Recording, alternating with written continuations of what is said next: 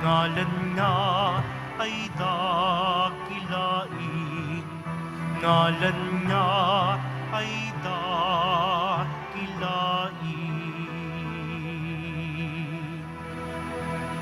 Sa ngalan ng Ama at ng Anak at ng Espiritu Santo. Amen. Ang pagpapala ng ating Panginoon sa Kristo, ang pag-ibig ng Diyos Ama, at ang pagkikipagkaisa ng Espiritu Santo naway suma inyong lahat. At sumayo rin.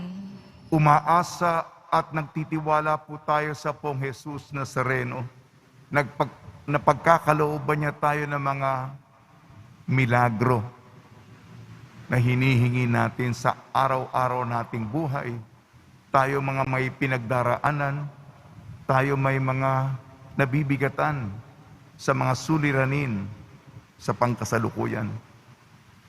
Gayon din, Miyerkules ngayon, sa ina ng laging saklolo tayo pumupunta upang tulungan niya tayo lagi.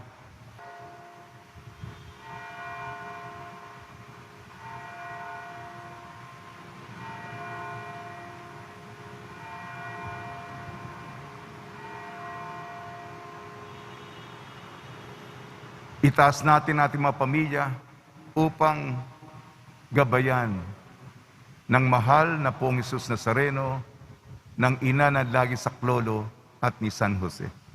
Mga kapatid, aminin po natin ating mga kasalanan upang tayo maging marapat gumanap sa banal na pagdiriwang.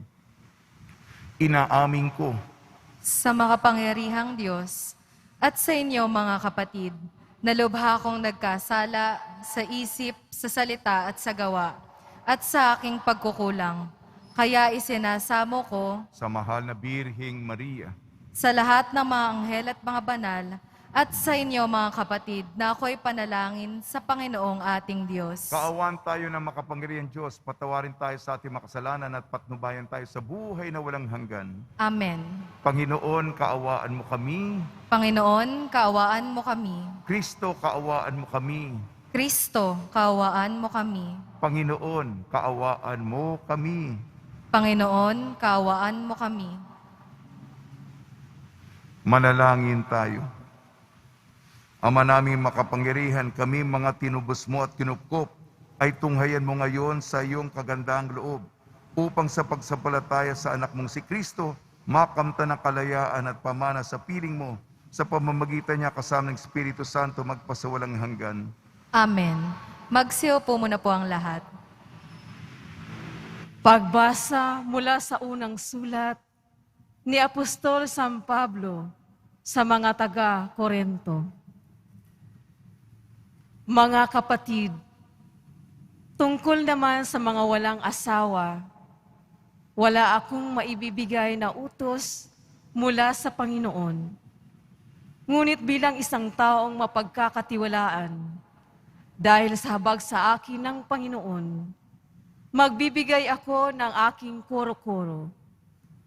Dahil sa matinding kahirapan sa kasalukuyan, inaakala kong mabuti pa ang isang tao ang manatili sa kanyang kalagayan. Ikaw ba'y may asawa na? Huwag kang makipaghiwalay. Wala ka ba bang asawa? Huwag mong hangaring magkaasawa. Kung ikaw ay mag-asawa, hindi ka nagkakasala. At kung ay isang dalagay mag-asawa, hindi siya nagkakasala. Ngunit magdaranas sila ng mga kahirapan sa buhay na ito. At iyan ang ibig kong maiwasan ninyo. Ito ang ibig kong sabihin, mga kapatid. Malapit na ang takdang panahon. Kaya't mula ngayon, ang may asawa ay mamuhay na parang walang asawa. Ang mga nanangis na parang di nananangis. Ang mga nagagalak na parang di nagagalak. Ang mga mamimili na parang walang ari-arian. At ang mga nagtatamasa sa sanlibutan ito na parang di nila ito alintana.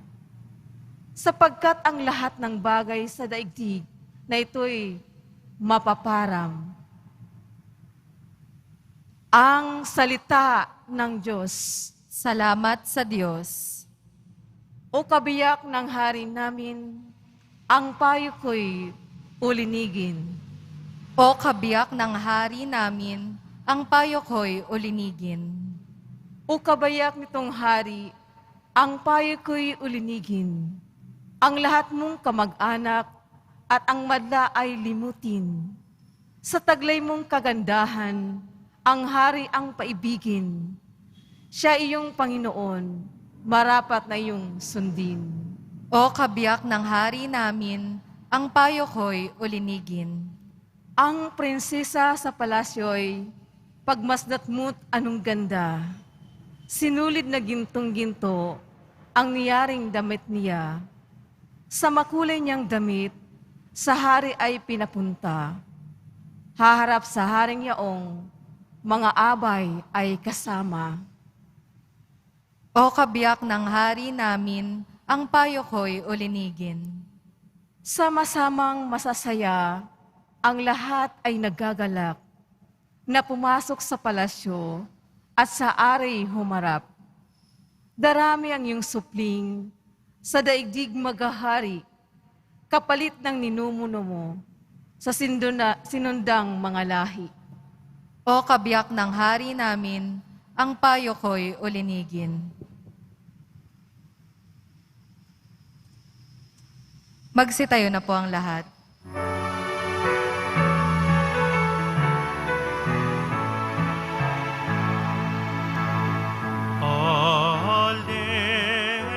Alleluia, Alleluia,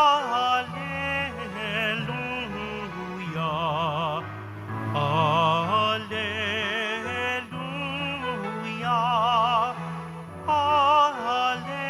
Alleluia. Magalak kayo't magdiwang, malaki ang nakalaan, gantimpala ninyong tanan. Alleluia, Alleluia, Alleluia,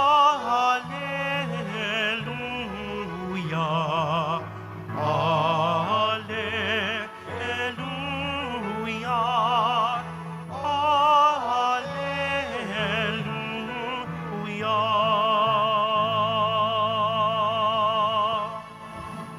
Sumainyo ang Panginoon. At sumayo rin. Ang mabuting balita ng Panginoon ayon kay San Lucas. Papuri sa iyo, Panginoon. Noong panong yun, tumingin si Jesus sa mga alagad at kanyang sinabi, "Mapalad kayong mga dukha, sapagkat ang Diyos ang maghahari sa inyo. Mapalad kayong mga nagugutom ngayon, sapagkat kayo'y bubusugin. Mapalad kayong mga tumatangis ngayon, sapagkat kayo'y magagalak.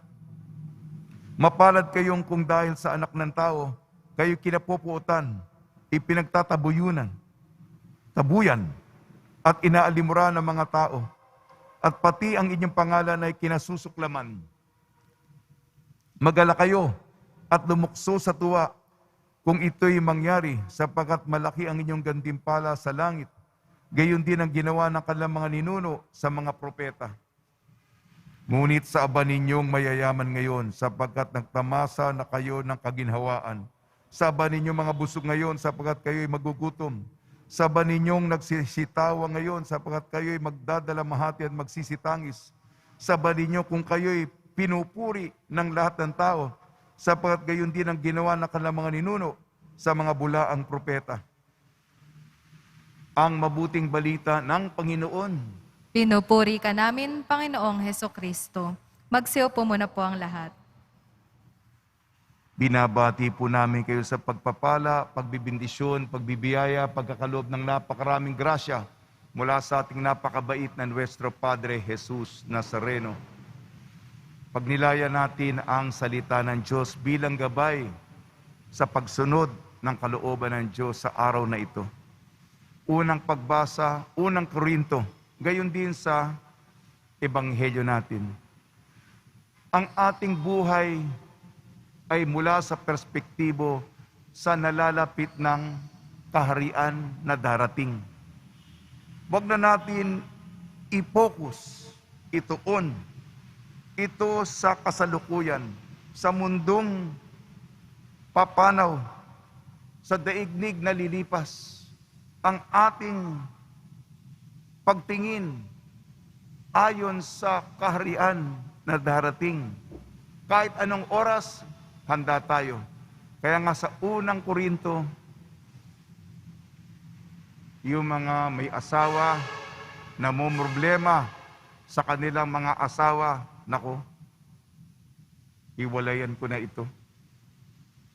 Yun ang iniisip. Huwag nyo nang isipin yan. Yung iba naman walang asawa, kailan kaya ako mag-aasawa? Wala bang liligaw sa akin? Iniisip iyon. Sapagkat ang pag-aasawa at panganganak para sa pananatili at pagpapalaganap ang kontinwasyon ng salinlahi ng tao. Pero sa buhay sa kabila, tayong lahat, wala nang mag-aasawa, wala nang walang kaugnayang mag-asawa, tayo'y magkakapatid. Kaya ito ang ating, magkakaedad naman tayo. Wala nang bata o matanda. Pagdating sa kabila, sa mga tapat, sa kaluwalhatian, tayo'y magkakapantay-pantay, tayo'y magkakapatid. Kaya mahalaga ay tayo'y magturing na magkakapatid sa isa't isa. Sa Ebanghelyo natin ayon kay San Lucas, ang mga beatitud, ang mga pinagpala. Iba ang kayusan sa kabila. Ang mga mayayaman, ewan ko kung paano na nakuha ang kanilang kayamanan. Tapos na ang inyong pribileyo. Tapos na ang inyong party. Tapos na. Kayo mga busog, kayo nagpakasasa, tapos na yan. Ang mga mayayaman, mga matataas, mga bantog, itutumba, ibubuwal, ibababa. Samantala, ang unang linya, pinagpala, mapapalad ang mga dukha, sapagkat mapapa sa kanila ang kaharian ng Diyos. Ang mga may problema ngayon, ang mga desperado ngayon, ang mga wala nang makapitan, kung hindi ang poong Senyor, ang Senyor, ang poong Jesus Nazareno, ang mag-aalaga sa kanila. Yan ang ating paningin. Kaya tutulong tayo sa mga tumatangis, sa mga nahihirapan, sa mga desperado, sa mga wala nang mapuntahan, kundi siya. Paalala ng salita ng Diyos, unang pagbasa ng Ebanghelyo, tayo po'y mamuhay ayon sa kaharian na darating. Magpasalamat tayo sa Manabiring Maria, ina ng laging saklo. Si San Jose, proteksyonan ng ating mga pamilya. Sa tulong nila, sa tulong ni Maria at ni San Jose, lagi nating hanapin ang kalooban ng Panginoon. Magsitayo po ang lahat.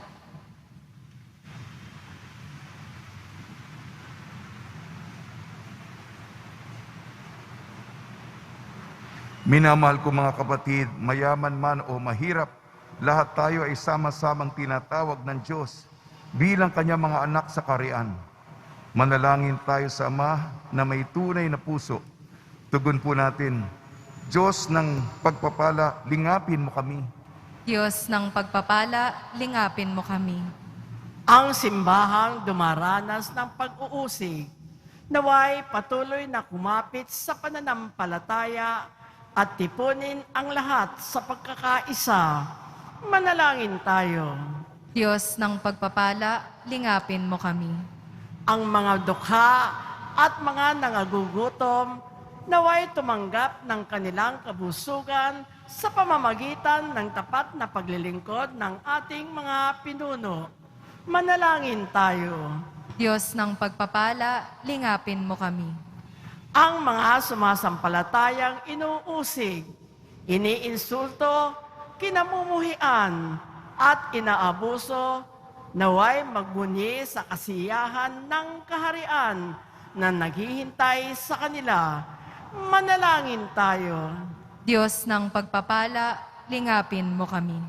Ang mga may sakit at mga matatanda, naway makadama ng kasiguruhan sa pamamagitan ng ating pag-ibig at pag-aaruga sa kanila. Manalangin tayo. Diyos ng pagpapala, lingapin mo kami. Ang mga tapat na yumao, naway tumanggap ng habag ng Panginoon sa tulong ng ating mga panalangin. Manalangin tayo. Diyos ng pagpapala, lingapin mo kami. Makapangyarihan Diyos, pakinggan mo ang aming mga hinaing. Naway ipahayag ng aming buhay ang kaligayaang inihanda mo, maging amin, sapagkat ikaw ang aming Panginoon magpa sa walang hanggan. Amen. Magsiupo muna po ang lahat.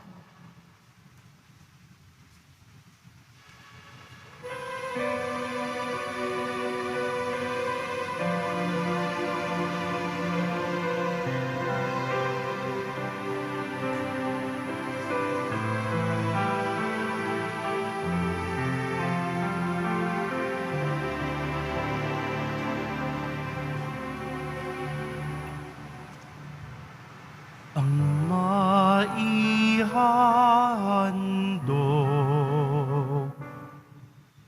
sa iyo, Panginoon, ay tinapay at alak sa ginaming kamay. Sa iyong kabutihan, aming iaalay ang tinapay at alak sa gisag ng aming buhay.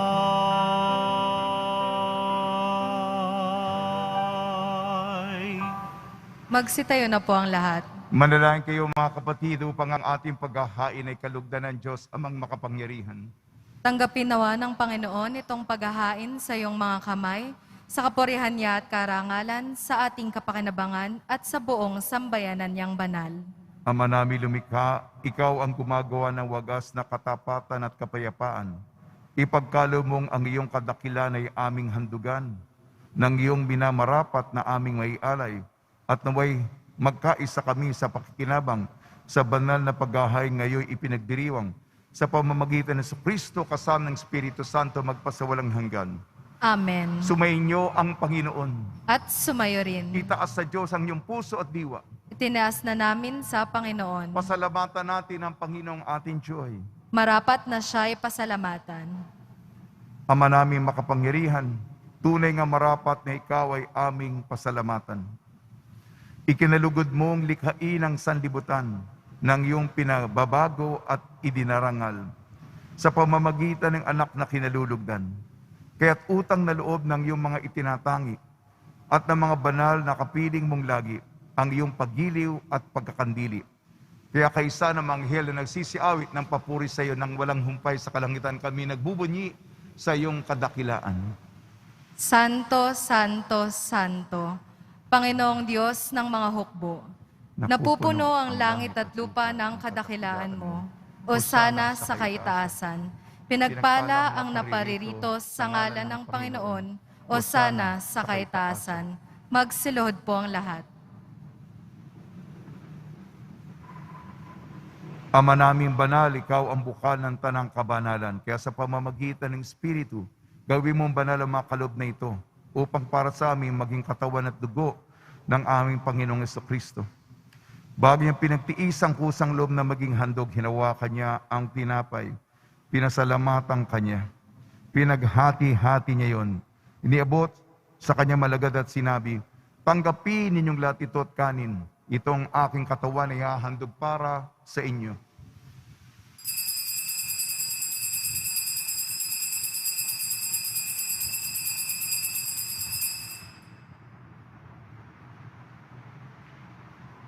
Gayun din naman nung matapos ang hapunan, hinawakan niya ang kalis, muli kanyang pinasalamatan.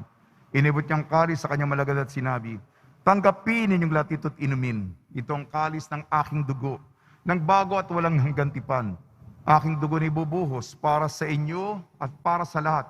Sa kapagpapatawad ng makasalanan, gawin ninyo ito sa pag-alala sa akin.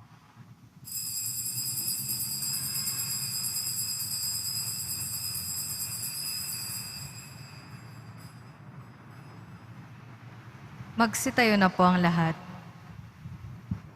Ipagbunyi natin ang misteryo ng pananampalataya. Si Kristo'y namatay, si Kristo'y nabuhay, si Kristo'y babalik sa wakas ng panahon. Ang mga ginagawa namin ngayon ng pag-alala sa pagkamatay at muling pagkabuhay ng iyong anak. Kaya't iniali namin sa tinapay na nagbibigay buhat ang kalis na nagkakaloob ng kaligtasan. Kami nagpapasalamat dahil kami minarapat na tumayo sa harap mo para maglingkod sa iyo. Sinasamo namin kami magsasalo-salo sa katawan at dugo ni Kristo ay mabuklod sa pagkakaisa sa pamamagitan ng Espiritu Santo. Amalingapin mo yung simbahang laganap sa buong daigdig. Puspusin mo kami sa pag-ibig kaysa ni Francisco na aming Papa at ni Jose na aming Obispo at ng Tanang Kaparian. Alalahanin mo rin ang mga kapatid namin na himlay na may pag-asang sila'y muling mabubuhay. Gayon din ang lahat ng mga pumanaw, kaawan mo sila at patuloyin sa iyong kaliwanagan. Kaawan mo at pagdapating kami lahat na makasalo sa iyong buhay na walang wakas, kaysa ng mahal na Birhing Maria na Ina ng Diyos, Ina ng laging saklolo, ng kabiyak na puso niyang si San Jose, kaysa ng mga apostol ni San Juan Bautista at ng lahat ng mabanal na namuhay dito sa daigdig ng kalugod-lugod sa iyo, may pagdiwang nawa namin ang pagpupuri sa kararangal mo sa pamamagitan ng anak na aming Panginoong Heso Kristo. Sa pamamagitan ni Kristo, kasama niya at sa Kanya, ang lahat ng parangal at papuri ay sa iyo, Diyos amang makapangyarihan, kasama ng Espiritu Santo, magpasawalang hanggan. Amen.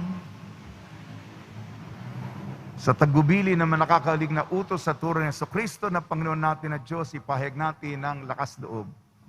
Ama namin, sumasalangit ka. Sambahin ang ngalan mo. Mapasa amin ang kaharian mo. Sundin ang loob mo dito sa lupa para nang sa langit. Bigyan mo kami ngayon ng aming kakanin sa araw-araw at patawarin mo kami sa aming mga sala para nang pagpapatawad namin sa nagkakasala sa amin. At huwag mo kaming ipahintulot sa tukso at iadya mo kami sa lahat ng masama. Hinihiling namin kami iadya sa lahat ng masama, pagkalooban ng kapayapaan, araw-araw iligtas sa kasalanan at ilayo sa lahat ng kapahamakan. Samantalang aming pinananabikan ang dakilang araw ng pagpapahayag ng tagapagligtas namin sa Jesucristo. Sapagkat iyo ang kaharian at ang kapangyarihan at ang kapurihan magpakailanman. Amen. Panginoon Jesucristo, sinabi mo sa mga apostol, kapayapaan ang iniiwan ko sa inyo, ang aking kapayapaan ay binibigay ko sa inyo. Tungyan mga aming pananampalataya at huwag ang aming mapagkakasala. At pagkalooban mo kami ng kapayapaan at pagkakaisa sa iyong kalooban, kasama ng Espiritu Santo, magpasawalang hanggan. Amen. Mga kapatid, mga kaibigan, sumainyo po ang kapayapaan ng ating Panginoon. At sumainyo rin. Magbigayan po tayo ng kapayapaan sa isa't isa.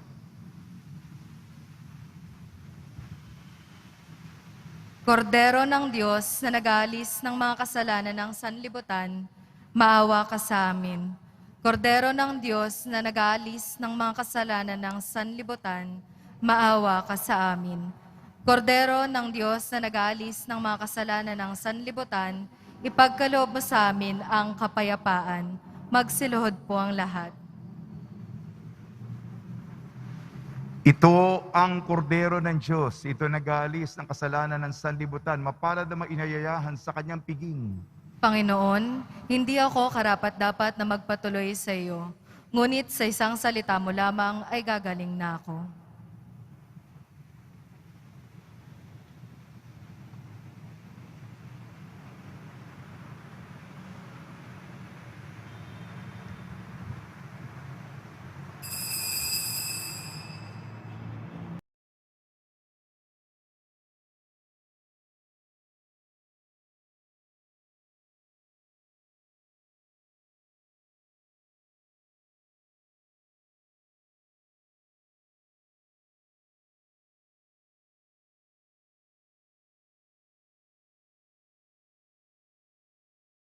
Manalangin tayo.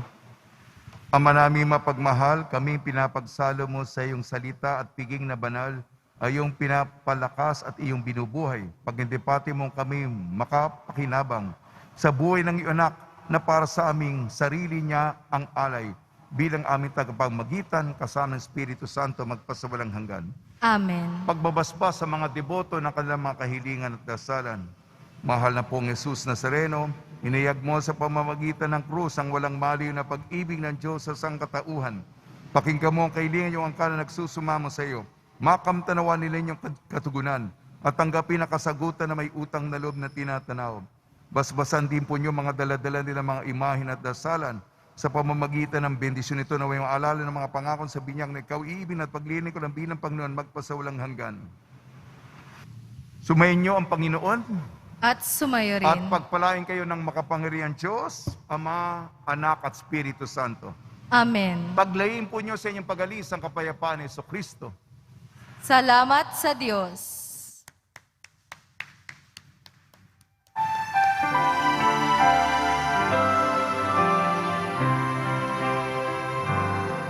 Nuestro Padre Jesus Nazareno, sinasamba ka namin. Pinipintungo ka namin. Aral mo ang aming buhay at kaligtasan. Nuestro Padre Jesus Nazareno, iligtas mo kami sa kasalanan. Ang krus mong kinamatayan ay sagisag ng aming kaligtasan. Nuestro Padre Jesus Nazareno, dinarangal ka na amin. Nuestro Padre Jesus Nazareno, nilulwalhati ka namin. Nuestro Padre Jesus Nazareno, dinarangal ka na amin. Nuestro Padre Jesus Nazareno, nilulwalhati ka namin.